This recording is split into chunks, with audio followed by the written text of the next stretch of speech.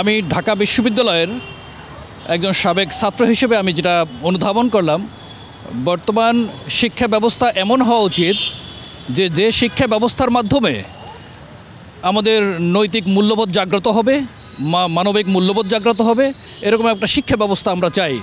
আপনি জানেন যে আমাদের বাংলাদেশ এটি একটি জনসংখ্যার দিক থেকে সারা বিশ্বে ৮ম অবস্থানে আছে। সেই জায়গা এবং আরেকটা ভালো দিক আছে, সেখানে হলো যে আপনি দেখবেন যে বাংলাদেশের ৫৫ থেকে ৫৬% জনগণ হলো তরুণ। সেই জায়গায় যদি আমরা এই জনগণকে জনশক্তিতে রূপান্তরিত করতে পারি, তাহলে আমাদের এই দেশ অনেক এগিয়ে যাবে। সেই জন্য আমি বলতে চাই যে এটি কর্মমুখী শিক্ষার কোনো বিকল্প নেই। তা আমরা এমন একটি শিক্ষা ব্যবস্থা চাই যেখানে কর্মমুখী শিক্ষার ব্যবস্থা থাকবে, এবং এই কর্মমুখী শিক্ষার ব্যাপ্তিটা হবে একদম প্রত্যন্ত অঞ্চল পর্যন্ত।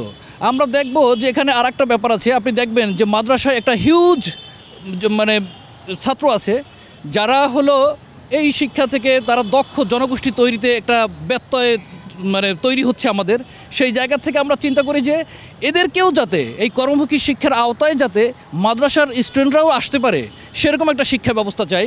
এবং এই শিক্ষা ব্যবস্থা আপনি একটা বিষয় দেখবেন যে আমাদের একটা বিষয় খেয়াল রাখতে হবে কর্মমুখী শিক্ষার ব্যাপারে, সেটা হলো যে একদম প্রত্যন্ত অঞ্চলে যারা তরুণ আছে এরা যদি অশিক্ষিত হয়ে থাকে, এদেরকে আমাদের দক্ষ জনগণ তৈরির জন্য এই কর্মমুখী শিক্ষাকে ব্যাপকভাবে প্রচার চালিয়ে যেতে হবে। এরকমই একটা শিক্ষা ব্যবস্থা আমরা চাচ্ছি।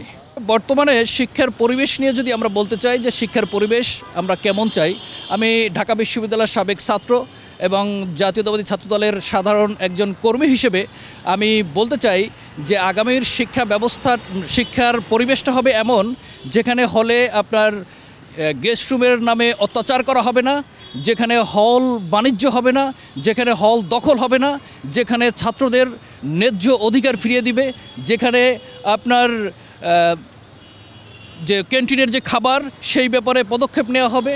এবং আরেকটা যে বড় বিষয় যে এখানে কোনো দলাদলি থাকতে পারবে না, সাধারণ শিক্ষার্থীদের একটি পড়াশোনার একটি পরিবেশ থাকতে হবে।